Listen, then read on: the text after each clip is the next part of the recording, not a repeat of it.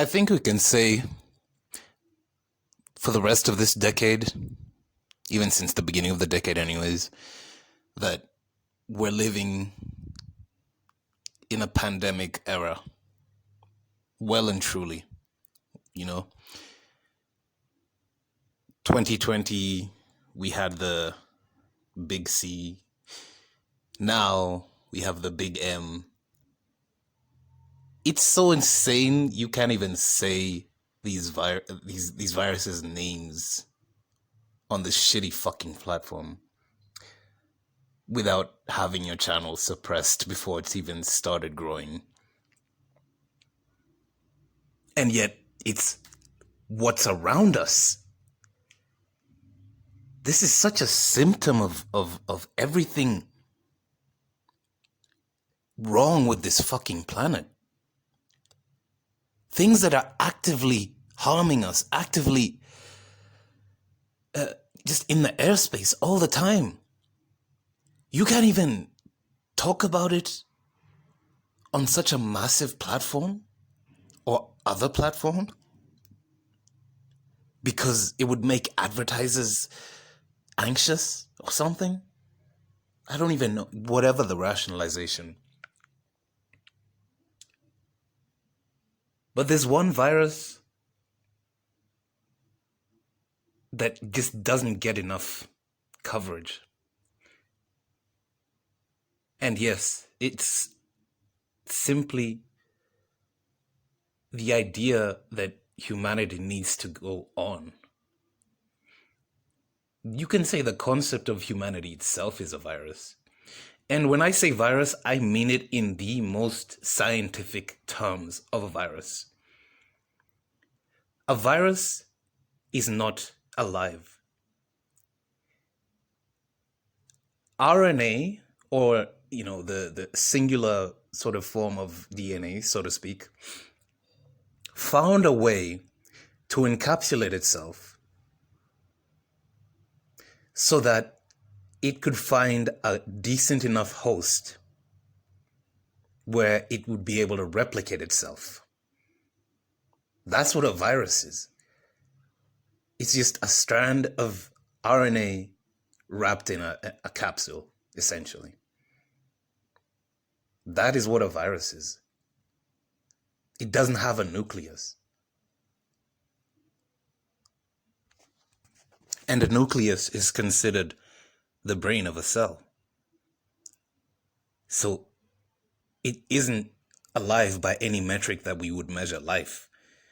And yet it's so disastrous to any organism that it deems a suitable host. Yes, there are good viruses. Just like there are good bacteria and bad bacteria, there are good viruses and bad viruses. They're only good in that they don't do damaging things to the body. I say, or at least that's how I see it. But we, as humans, have propagated more viruses than have ever really existed. In the natural world, at least. And how did we do that? Through ideas. Ideas are viruses. Every single one of them.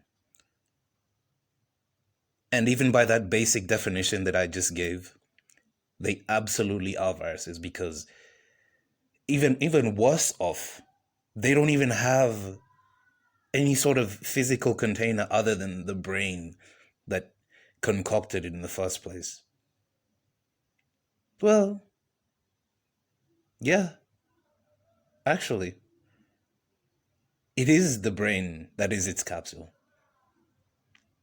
It's a virus created in the brain. Ideas are viruses created in brains. And they're spread in much worse ways than any virus could ever aspire to. They do exactly what a virus does when it enters your body and propagates itself to the point of host death. it propagates itself to the point where you, as the host, are sufficiently drained of your own life. And that's how you see one ideology can be so destructive and yet leave no single trace of itself. To me, humanity itself, when we conceptualized humanity itself, that was the point which we could have never returned from. That was the point where we could never go back or fix things or, try and create a utopia or whatever the bullshit is that they would be able to come up with, or often do come up with. We don't have any control over the kinds of viruses that we propagate. Think of even the greatest ideas you've ever heard in your life and realize that they are viruses. Viruses with no cure. You to treat a viral infection or a very contagious viral infection, one of the main strategies is to isolate somebody. Isolation. To stop it from spreading. But what happens when the society is built around the most contagious viruses of all? The ones that keep pushing you to shit out more and more babies, to create more and more cogs for the machine that will eventually be burnt out and replaced by another generation of fucking babies. What is the end goal? What is humanity's end goal? Have you ever just sat down and been like, generation after generation, we still have the same problems that our ancestors 1,000 years ago had. We just have more fancy technology now. And even then, even with those fancy technologies, the problems amplify. We are in the most prolific instant gratification generation that's ever existed in humanity, without a doubt.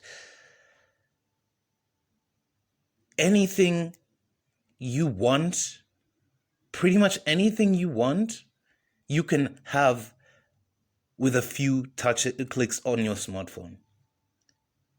Food, alcohol, clothes, anything you can pretty much get delivered to your place at Amazon, you can have in a very short time, in a relatively short time.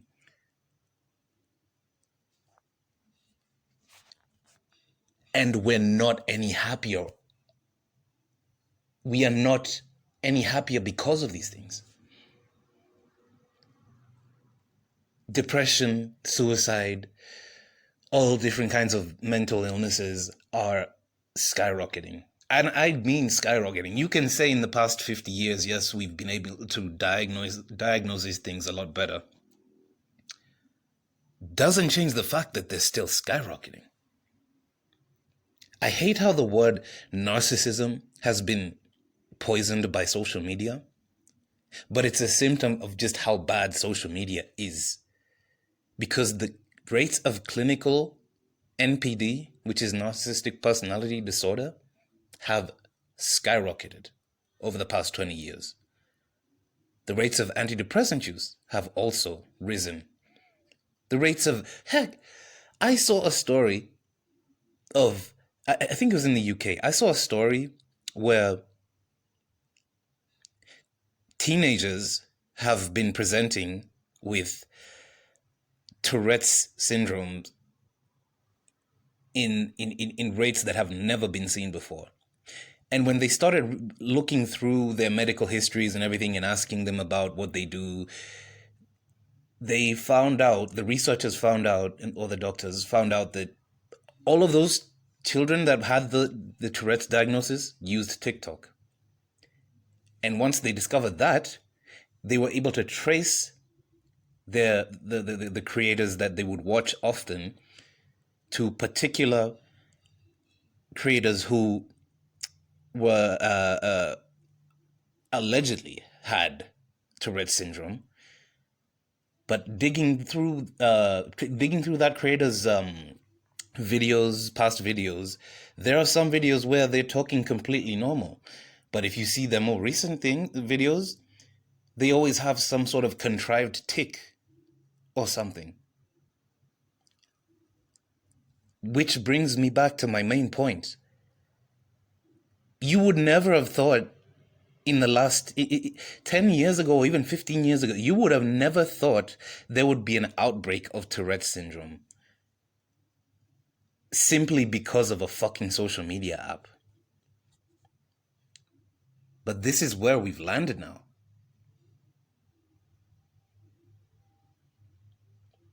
What's the remedy for this? If you're the infected one, they keep you isolated. But what if the society is the infected one?